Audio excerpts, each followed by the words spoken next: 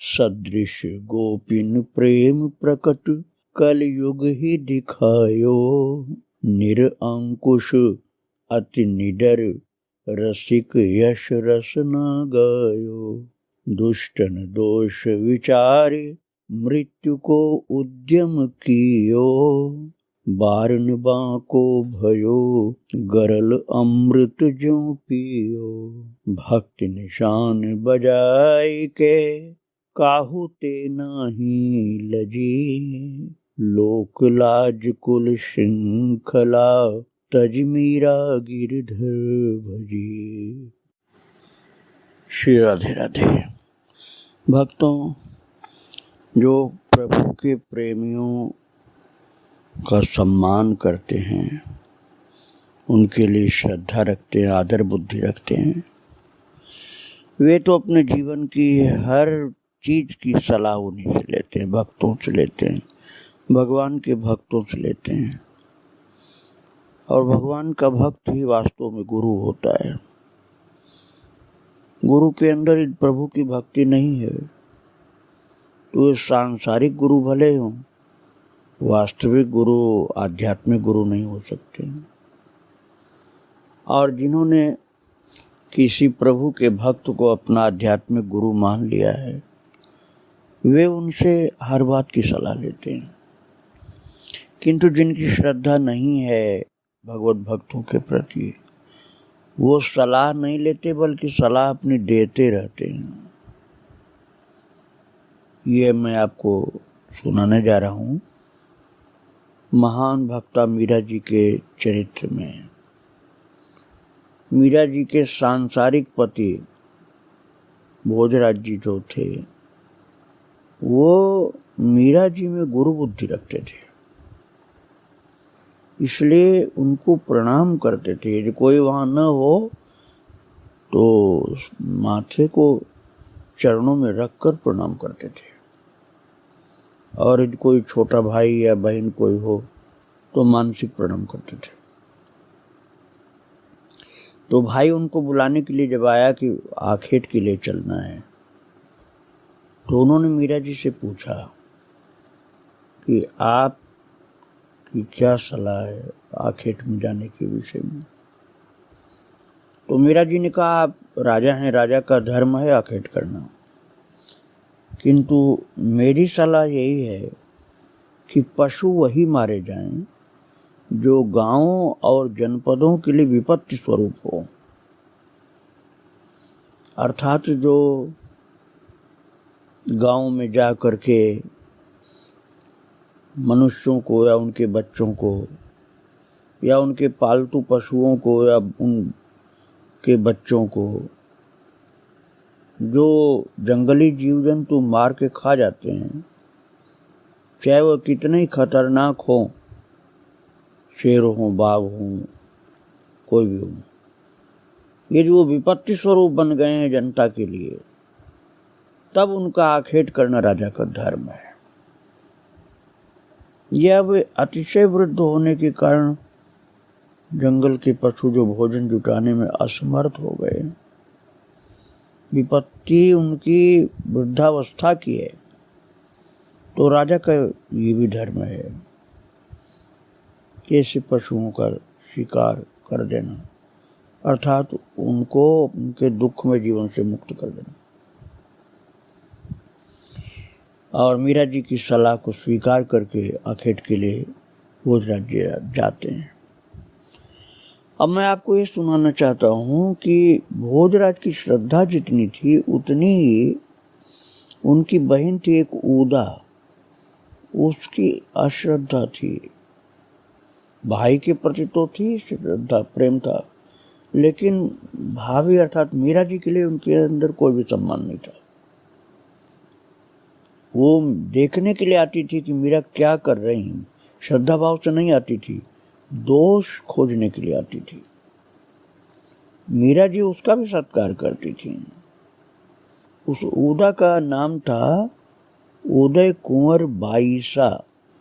अब उदय कुंवर बाईसा कौन बोले, इसलिए ऊदा लोग कर देते थे। वो मीरा जी की सांसारिक रिश्ते में ननद थी। तो जब आई मीरा जी के कक्ष में तो मीरा जी ने उठ करके स्वागत किया उनका, बैठाया प्रेम से आसन देकर और प्रार्थना भी किया हाथ जोड़ करके कि बाईसा जी आपके लिए क्या मंगाऊं जो आपको पसंद हो। तो पहले तो बड़ी चतुराई से उन्होंने कह दिया कि मुझे तो आप बहुत पसंद है, आप जो देंगी वही हम ले लेंगे। फिर इसके बाद वो बात बहुत सावधानी के साथ उदा बात करना शुरू कर देती है।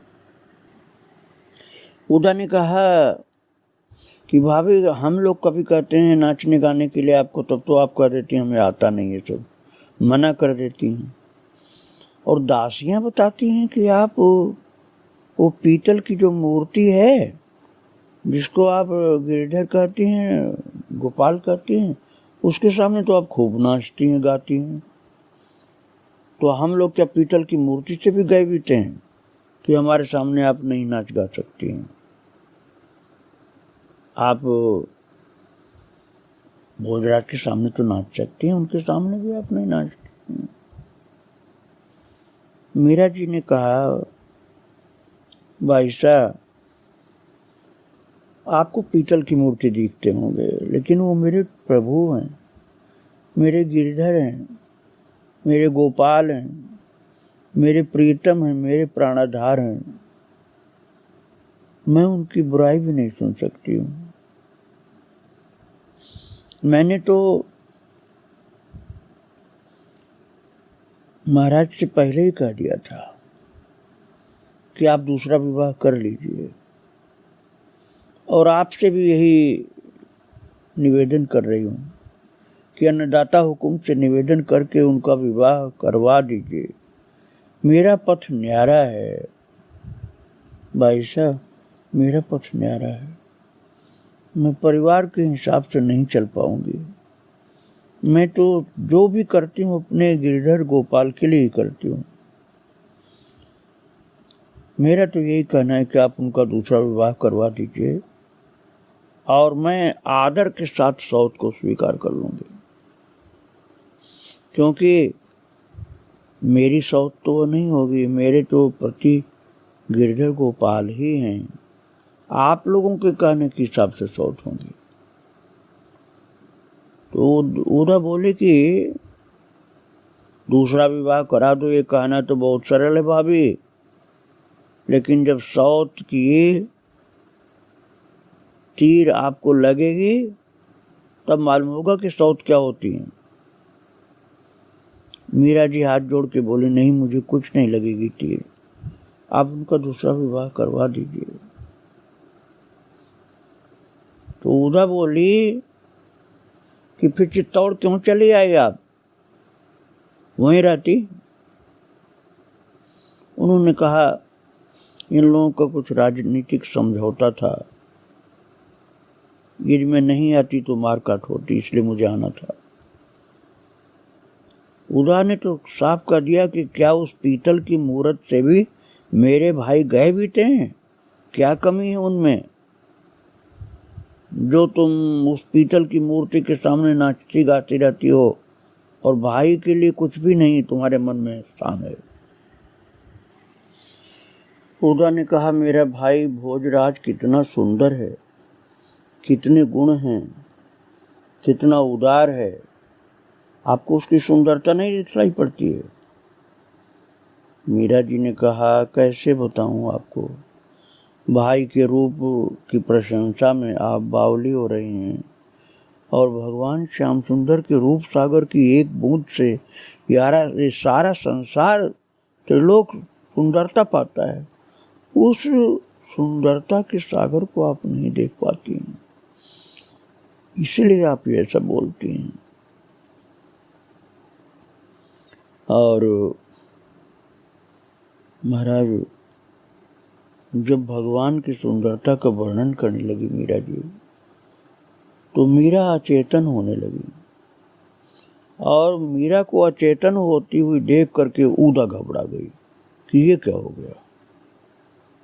तो फिर वो भाई नाराज न हो जाए, भोजराज कहीं नाराज न हो जाए, इसलिए भाभी का सिर गोद में लिया और घबराई कि क्या हो गया इनको। तब तक सेविका जो मंगला बाहर से दौड़ी आई और कहा कि आप चिंता मत करिए। जब इनके सामने ठाकुर जी पधारते हैं तब बाईसा ऐसे ही अचेत हो जाती हैं। ये कह करके वो व्यजन डुलाती हुई कीर्तन बोलने लगी। उदा चकित होकर देखती रही और फिर दासियों के कहने से वो चली गई और कीर्तन सुनते सुनते बाद में मीरा जी होश में आ गई। भक्तों, फिर उन्होंने प्रभु के सम्मुख स्वयं कुछ गाया और ठाकुर जी को रिझाया। भक्तों, मीरा जी तो भगवान की छवि का दर्शन कर रही थी। वो देख रही कि ठाकुर जी मंद मंद मुस्करा रहे हैं, चौकी पर श्याम सुंदर बैठे हैं। मीरा जी की पलकें स्थिर हो गई, कुछ जड़ सा हो गया शरीर, और फिर हाथ बढ़ाकर चरण पर हाथ रखा, ठाकुर जी को प्रणाम किया।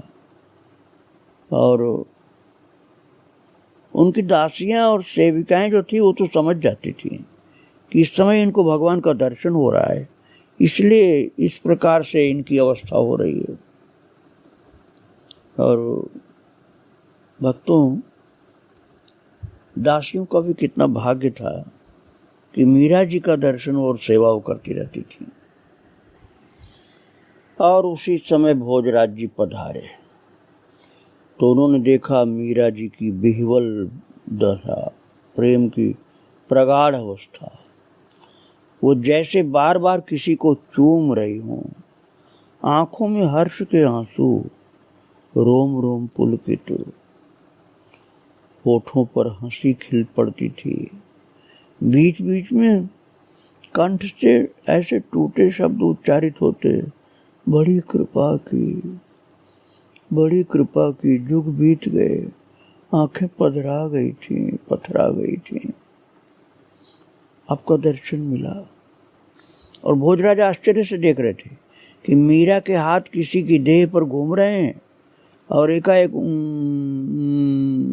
करके हंसने लगी मीरा, और लाज से अपना मुंह छिपा रही हूँ, ऐसा लगता था। ये क्या है, कौन है, मुझे क्यों नहीं दिख रहा? भोजराज जी ऐसे बोलने लगे। भोजराज जी बोले कि आप कुछ देख रहे हैं, किससे बात कर रही हैं? मैं तो नहीं देख पा रहा हूँ। तो मीरा जी की दृष्टि तब उन पर पड़ी। तो मीरा जी ने कहा, पधारिए महाराज कुमार, देखिए मेरे स्वामी पधारे हैं, मेरे द्वारकाधीश, मेरे पतिदेव पधारे हैं, आप इनसे मिलिए। ये भोजराज जी से मीरा जी ने कहा। और ठाकुर जी से मीरा जी ने कहा कि ये हैं चित्तौड़ के महाराज कुमार युवराज भोजराज, ये मेरे सखा हैं, मेरे प्रभु, ये मेरे सखा हैं। फिर भोजराज से पूछ बैठी, कहिए कैसे लगे आपको मेरे प्रियतम? अब आप देखिए, सांसारिक जो पति थे भोजराज जी, उनसे मीरा कैसी निश्चिंत हो चुकी हैं कि कह रही हैं कि कहिए कैसे लगे मेरे प्रियतम आपको। तो भोजराज जी बोले, मुझे तो कोई नहीं दिखाई दे रहा, आप क्या फरमा रहे हैं, क्या बता रही हैं? मीरा खिलखिला के हंस पड़ी और बोली, सुन रहे हैं प्रियतम, महाराज कुमार क्या फरमा रहे हैं? फिर भोजराज से कहा, आप पधारें, ये कह रहे हैं कि आपको दर्शन होने में भी समय लगेगा। मीरा जी ने बताया कि हमारे प्रभु द्वारकाधीश कह रहे हैं कि अभी आपको अर्थात भोजराज जी को दर्शन करने में भी समय है। भोजराज जी असमंजस में कुछ खड़े रहे, उसके बाद फिर वो धीरे से शयन कक्ष में चले गए। भक्तों, भोजराज जी के ऊपर अब मीरा जी का आध्यात्मिक रंग धीरे धीरे चढ़ने लगा था। जैसे आखेट के लिए गए थे तो उनके साथियों ने कहा कि आप महाराज तीर चलाओ, सामने एक मुर्गी आ गई है। तो उनको मीरा जी की बात याद आ गई कि इस बेचारी मुर्गी को मैं क्यों मारूं, ये तो गर्भिणी भी है और इससे जनता को कहाँ कष्ट हो रहा है। मीरा ने कहा था कि जो जनता के लिए विपत्ति स्वरूप बन गए हैं, जनता को मारते काटते खाते रहते हैं, ऐसे ही पशु का आखेट राजा को करना चाहिए। तो मीरा जी की ये बात ध्यान आने पर उस गर्भिणी मुर्गी के ऊपर भोजराज जी ने बाण नहीं चलाया था, बल्कि उसको जीवन दान दे दिया था। भक्तों, विवाह के कुल 6 महीने पश्चात ही चित्तौड़ से समाचार आया। चित्तौड़ में समाचार आया मेड़ता से। मेड़ता जहाँ मीरा जी का जन्म स्थान था, वहाँ से चित्तौड़ में ससुराल में समाचार आया कि मीरा जी की जन्मदात्री माँ झाली जी का देहांत हो गया है। सुनकर एक बार मीरा जी की आंखें भर आईं। ये याद आया मीरा जी को कि मेरे सुख के लिए वो कितनी चिंतित रहती थी, कितनी विकल रहती थी। मेरे अनिष्ट की आशंका से सदा माता के प्राण कांपते रहते थे। इतनी भोली और सरल कि ये जानते हुए भी कि बेटी जो कर रही उचित ही है, परंतु दूसरों के कहने पर सिखाने चली आती थी। फिर भगवान की ओर हाथ जोड़ के कहा मीरा जी ने, प्रियतम, माता की आत्मा को शांति मिले, आप उनका मंगल करें। स्नान करके उन्होंने सूतक उतारा और अपने कार्य में लग गई। मेड़ता के महल से रोने कूटने की ध्वनि सुनाई पड़ी, जो चित्तौड़ में महल थी। तो महारानी ने दासी द्वारा यह समाचार सोच करके भेजा कि कदाचित किसी ने मीरा को बताया नहीं।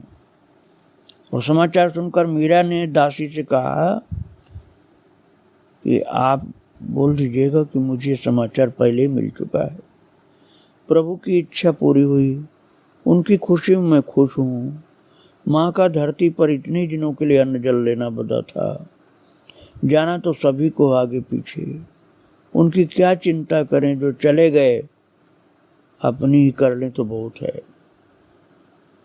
ये उत्तर सुनकर के सबके मुख खुले रह गए कि कैसी बेटी है, इसको अपने परिवार की, अपनी माँ तक की चिंता नहीं है। मीरा जी के ज्ञान की बातों को हर कोई समझ नहीं सकता था, इसलिए ऐसा करने लगे। वहाँ के लोग तो बस अपने परिवार की सुरक्षा वाली चीज ही समझते थे, भगवान के लिए तो आदर उतना था नहीं। तो गणगौर पूजन के लिए मीरा जी को कहा गया, क्योंकि वो पूजन के द्वारा परिवार, पति, इन सब के कल्याण के लिए व्रत करना होता था। जो ननद थी उदा, उसने कहा कि गणगौर की पूजन करो, आज वो सब मत करना, पीतल की मूर्ति का पूजन उजन जो करती हो। गणगौर का पूजन पति की सुरक्षा के लिए, उनके कल्याण के लिए करती हैं माता लोग। तो मीरा जी ने कहा अपनी ननद से कि मैंने पहले ही आपसे प्रार्थना किया था कि मेरा चूड़ा अमर है और मेरे पति गिरधर गोपाल हैं, उनकी सेवा के बाद यदि समय बचे तो मैं देवताओं और मनुष्यों की सेवा करने को तैयार हूँ, उससे पहले नहीं हूँ। मीरा ने ठंडे स्वर में दृढ़ता के साथ कहा था। उन्होंने कहा, मेरे दूल्हा तो मेरे ठाकुर जी हैं और मेरा पति दूसरा तो कोई है नहीं। तो फिर वो नाराज हुई, ननद जो थी उदा, कि तुम्हारे दूल्हा तो ठाकुर जी हैं, तो फिर मेरा भाई जो भोजराज वो कौन है तुम्हारा? मीरा जी ने कहा आप उन्हीं से पूछ लीजिएगा, वो कौन है मेरे, ये आप उन्हीं से पूछ लीजिएगा। तो नाराज होकर के कुछ बकती हुई उदा वहां से फिर गई और भोजराज से उल्टी सीधी शिकायत किया। तो भोजराज ने पूछा कि जब तुमने पूजा करने के लिए कहा तो मीरा जी ने क्या कहा है? तो उदा ने कहा कि उन्होंने तो फरमाया कि मेरे पति ठाकुर जी हैं, पहले इनकी सेवा करके फिर समय बचे तब दूसरों की भले कर लूं। मेरा सुहाग अमर है, मुझे किसी की चिंता नहीं है। तो उदा ने कहा कि मैंने फिर पूछा कि भैया भोजराज क्या लगते हैं आपके? तो उन्होंने कहा कि आप उन्हीं से पूछ लीजिए। तो भोजराज जी ने कहा कि उन्होंने सच ही कहा है उदा, जिसका सुहाग अमर है तू ही बता वो क्यों सुहाग मांगती फिरेगी। मुस्करा करके भोजराज ने कहा था, क्योंकि भोजराज को पता था कि मीरा जी तो भगवान की भक्ता हैं और भगवान को ही पति मानती हैं, इसलिए वो तो निश्चिंत थे और बहन को समझा रहे थे कि जा बहन जा और तू चिंता मत करो। उन्होंने समझा बुझा के वापस किया उदा को। उदा ने तो नाराज होकर के कहा कि अपने घराने की रीत मर्यादा भाभी ने सब तोड़ डाली है, ये पता नहीं कैसी है। और भी ऐसे गंदे शब्द भी बोले जो बोलना उपयुक्त नहीं है। और भक्तों खूब बुराई वो करने लगी। और मीरा जी ने कहा मैं तो पहले ही बता चुकी हूँ, आप लोग क्यों नाराज होते हैं। और भक्तों भोजराज जी तो मीरा के विषय में अच्छी तरह जानते थे, इसलिए भोजराज ने साफ कह दिया कि मेरा छोटा भाई जो रतन सिंह है उसका विवाह आप लोग करवा दीजिए, मेरी चिंता आप मत करिए। माँ से भी कह दिया, बहन से भी कह दिया कि मेरे छोटे भाई रतन सिंह का विवाह आप करा दीजिए, मेरी चिंता आप लोग मत करिए, मैं संतुष्ट हूँ, मुझे विवाह करने की आवश्यकता नहीं है। भले ही मीरा जी ने कहा कि मेरा विवाह करवा दो दूसरा, लेकिन मुझे नहीं करना, मेरे भाई का विवाह आप लोग करवा दीजिए, ऐसा भोजराज जी बोले। तो माँ ने कहा ये क्या कहते हो बेटे, तुम मीरा जी की तरह से भक्ति करोगे, चित्तौड़ का राजकुंवर तलवार के बदले तंबूरा बजाएगा, तुम्हारी ये कंठी और तिलक देख करके मेरा हृदय मुंह को आता है। भोज अभी क्या उम्र है तेरी, भक्ति करने को पूरा जीवन पड़ा है बेटे, तुम दूसरा विवाह कर लो। क्या यह सत्य है कि तुमने विवाह प्रस्ताव फेर दिया? तो भोजराज ने माँ से कहा माँ मुझे दूसरा विवाह नहीं करना, आप लोग मीरा कुछ जानती नहीं हो, मीरा बहुत महान भक्त है कृष्ण की, मैं उसका तिरस्कार नहीं कर सकता, आप मेरे छोटे भाई रतन सिंह का विवाह करवाओ। भोजराज के अंदर कितनी श्रद्धा थी भक्तों। और भक्तों मीरा जी को तो श्री जी का दर्शन मिला, राधा रानी का, और उन्होंने कह दिया कि मीरा भगवान कृष्ण के लिए आप अपने लिए एक मंदिर में पूजा शुरू करो और ये बाहर का स्थान जो है ना माल के बाहर, वहाँ मंदिर बनवा लो और मंदिर बाहर रहेगा, तुम निश्चिंत होकर के वहाँ पूजा करोगे। और महाराज मंदिर वो भोजराज ने बनवाया। और निंदा करने वाली जो ननद आदि थी उन्होंने ये कहना शुरू कर दिया कि भाभी क्या अब नाचना गाना तेरा बाहर भी होने लग जाएगा क्या, अब तक तो महल के अंदर ही करती थी, अब मंदिर बाहर बनवा लिया। मीरा जी किसी का नहीं सुनती हैं, वो भगवान की भक्ति के रंग में रंगी हुई जो नया मंदिर बनवाया था उसमें भगवान की सेवा पूजा और नृत्य और गायन सब शुरू कर दिया। भोजराज जी का छोटा भाई रतन सिंह भाई से एकांत में मिल करके कहा कि भैया यदि भाभी जी भगवान की पूजा में लगी हुई हैं, आपको नहीं देखती हैं, तो आप दूसरा विवाह क्यों नहीं कर लेते हो? वो तो खुद कह रही थी कि आप विवाह कर लीजिए दूसरा, आप क्यों नहीं करते? तो भोजराज ने कहा कि तुम समझते नहीं हो, मुझे ये पता चल चुका था शादी के समय ही। मेड़ता में कुंवर कलेऊ के समय हम लोगों के बीच में कौन था, याद है? ठाकुर जी विराजे थे। और जब मीरा के ठाकुर जी ही प्रियतम हैं, वही पति हैं, तो अब मैं उनको दुख क्यों पहुंचाऊं? उनकी तो वही प्रियतम है और मुझे दूसरा विवाह करने का मन नहीं है, इसलिए रतन सिंह तुम अपना विवाह कर लो। रतन सिंह को भोजराज जी ने समझा लिया। और भक्तों, आगे का चरित्र में फिर सुनाऊंगा।